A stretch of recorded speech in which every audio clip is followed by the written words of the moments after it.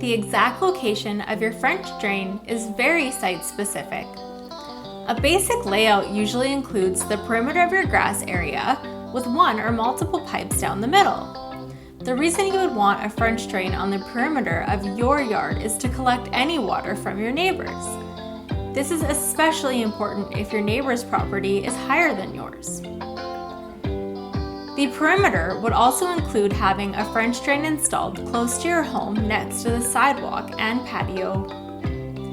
Typically, sidewalks and patios are sloped to drain water into the grass. The larger the patio, the more important it is to collect this water. Adding pipes down the middle are what help the middle of your lawn to dry out. The more pipe there are and the closer they are together, the drier your yard will be after a big rain.